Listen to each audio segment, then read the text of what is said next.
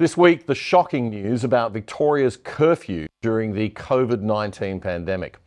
This is the policy of Dan Andrews that nearly wrecked the state of Victoria economically and caused psychological, health and financial injury to many. It's still being felt today. Boy, do we need a royal commission and some real justice brought to bear so that politicians never attempt to do this sort of thing again. It seems the Victorians have started to wake up. The Labor Party is polling uncharacteristically badly in the usually quite left-leaning southern state. Some respite for the good Victorians who watch this show, perhaps. The simple fact is that at the time the curfew was brought in, virtually no other city in the world was doing it. And now we have the revelation from Melbourne's Sunday Herald Sun newspaper this week that it was all about politics and not a decision based on any health advice whatsoever. The newspaper reported that the draconian decision to take away the freedom of Melburnians and make millions live under a COVID curfew was not based on medical advice. An explosive document, the report says, released this week after a 4.5-year legal row, shows former Premier Daniel Andrews and his government's unprecedented decision to lock Victorians in their homes between 8 p.m. and 5 a.m. for 2 months back in 2020 was not occurring on public health advice, but is a decision taken by Cabinet. So it was political, bureaucratic, but not based on health advice. An email exchange between the former Chief Health Officer Brett Sutton and the then Public Health Commander Finn Romanis proves that the extreme lockdown measure had not been proposed by health experts, the newspaper writes, although they ultimately supported the move as a way to limit transmission of the virus. That report in the Sunday Herald Sun in Melbourne. We'll go to you first on this one, Jordan Ditloff, on our minor party candidates panel this week. You are the Victorian on our panel today, so should we have a royal commission, Jordan? And when you think of all the pain and suffering that people had, separated from their families, separated in some cases from their dying loved ones, that's what bugs me the most. Yeah, look, it wasn't shocking to me. It was vindicating. The Libertarians said this from the beginning. And Daniel Andrews didn't nearly ruin the state of Victoria. He did. We're looking at $26 million of interest repayments a day alone, not anything into the principal. And that is just absolutely unacceptable and inexcusable. And we need accountability for those decisions. We need a royal commission with real teeth that is going to be covering the actions of the states during that time as well. And we need a royal commission that isn't set up to find nothing. And we need real accountability, and we need consequences for those who were involved and driving this draconian policy. And as we've already said earlier, and as Rob rightly mentioned, that the economic consequences of COVID for all Australians through the decisions of the then Morrison government are decisions and costs that our children and grandchildren are going to be paying. So, you know, and the worst part about all of this is that if we don't have this kind of truth-telling and accountability and consequences, they will take the lesson that they can do this again at the next manufactured crisis. Well, full credit to the Libertarian Party in Victoria, who at a state level fought like crazy on this issue as it was unrolling. I think we're the only party who were really doing we that. were the state opposition of Victoria for those 2 years, and that's not an exaggeration at all. No, Tim Quilty and David Lindrick are people that all Victorians owe an immense debt of gratitude to. Yep, extraordinary work. And somebody else who fought also very strongly at a federal level was the gentleman sitting right beside us here, Senator Gerard Rennick. You've been one of the most passionate fighters for justice around this. Didn't manage to get a royal commission up just yet. Where's that all at now federally? Well, it's not going anywhere. Yeah. I mean, and quite frankly, it's not a question of whether or not we get the Royal Commission up or not. It's a question of whether or not the politicians end up in jail where they belong. So I'm interested in the outcome, which is jail time for these guys. There's no, nice way to put it. So, a Royal Commission's on process. what basis, though? I mean, what could they be charged with? Well, they can charge with unfairly locking people up and destroying people's lives. Yes. I mean, it was a form of assault. I mean, they've used those lockdowns to actually then force people to get an injection. Right? Against their will. I mean, that's assault. So there you go. It's the most abhorrent obstruction of civil liberties in our nation's history. Oh, absolutely. I mean, the daylight second. Yeah, absolutely. I mean, there's been some pretty shocking pharmaceutical injuries, actually. I've got to tell you, there's mesh injuries, Lyme disease, obviously thalidomide, infected blood. I mean, the health department, the government health department has to be some of the cruelest bureaucrats out there. And the level of cover-up and that they engage in is just, people have seen in estimates, it's just out of control.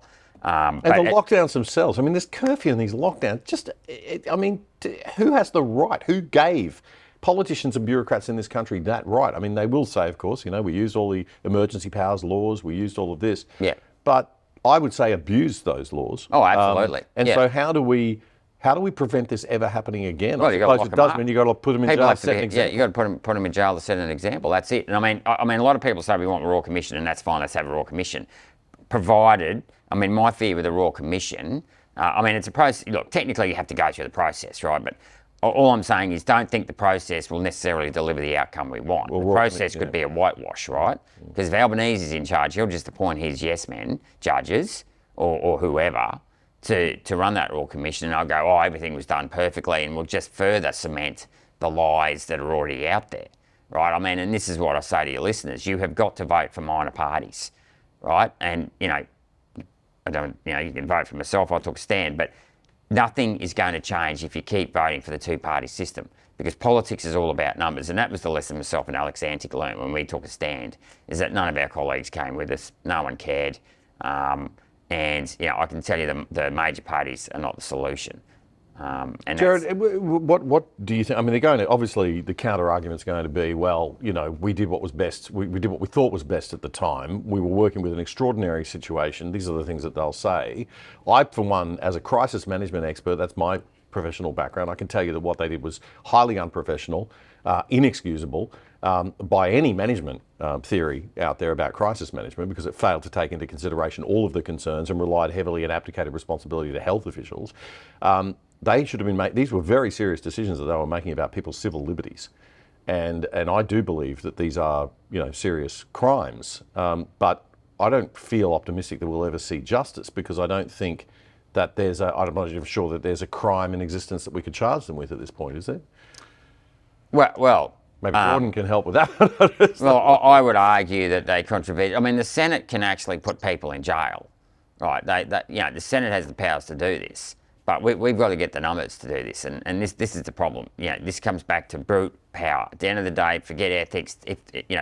These people are not interested in protecting you; they're interested in protecting themselves. So if people want to take a stand here, and I said this earlier in a clip, like I've been contacted by many people over the last 4 years. How do we stop this? How do we stop this? We stop it in the next 2 weeks, right? On the booze, right? Now it's going to be a long game. It's going to take a decade. Well, it's not competition, it's actually about doing something about it. So don't be a keyboard warrior.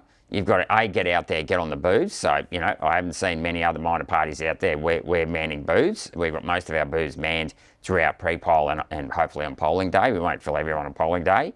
You've got to get out there. You've got to get that voting slip into people's hands. We have to get minor parties. Are you present? What states are you in at the moment?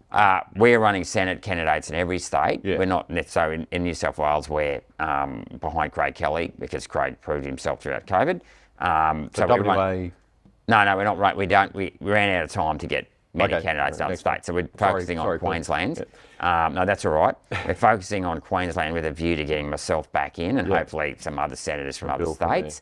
And we've got to build, but this is going to take a generation to build this minor party up. And yet again, they're not looking at us as serious alternatives to the people in the public, because the people we have there now, whenever the media reports on the minor parties, they only ever do it when it's a pile-on. When Pauline's fighting Lydia Thorpe's carrying on, Jackie Lamb is shouting. That's all I care about. And this is the problem, is that we need a party that's going to come across as more professional and polished, with solutions that wants to focus on, solving the problems that people want us to solve, and not engaging in, needless, toxic infighting.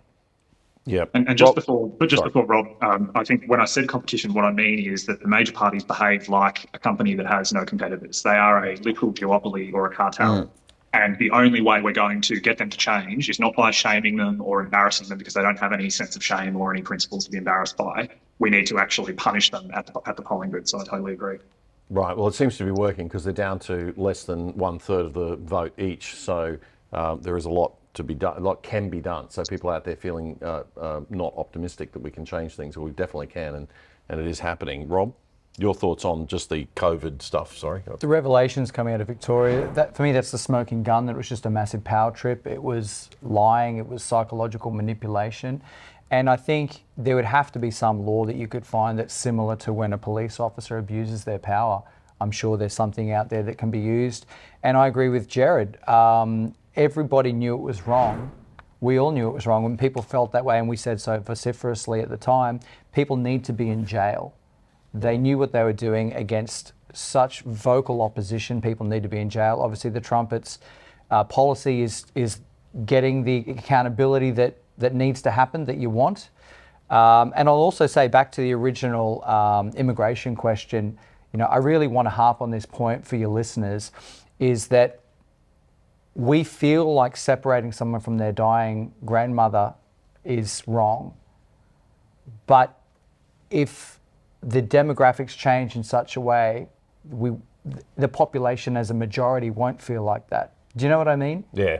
You bring in people from other societies that have other ways of looking at the world and other ways of doing things, and then we will be like that. Yeah. And we won't have this feeling, as a majority anyway, that things like that are wrong, that we actually have intrinsic freedoms. Yeah. Well, yeah, it's a very good point. Culture politics is downstream of culture. That's why this show exists, of course. All right, we're going to take another quick break. We'll come back. We're going to have our final segment. We're going to be talking this time about government in general and the need to keep government small. Stay with us. The other side doesn't get more than $1 billion of taxpayers' money to bring you news from a centre-right perspective like the ABC does to bring you news from a left-wing perspective. In fact, we don't get a red cent from the government. We need voluntary donors and supporters like you to keep going and growing. And we hate asking for charity, so we've done a deal with what we think is the world's best VPN, virtual private network service. It'll keep you and your family truly safe without slowing down your internet speeds, and you can watch Netflix or other streaming services using your regular accounts with them as if you're viewing from any country in the world. And you can sign up for less than $3 a month and get a whopping 83% off the normal price. Just go to piavpn.com/otherside to sign up and get more info. That's piavpn.com/otherside. That was a segment from a recent episode of our fortnightly news commentary show, The Other Side, with me, Damien Curry. If you liked it, support us. Subscribe to our channel on YouTube right now so you don't miss a thing. It's totally free. Just click that subscribe button and the little bell. And check out our Other Side Unplugged show too, and join our mission to actually do something and change Aussie media for the better at othersidetv.com.au. That's othersidetv.com.au. Check it out now.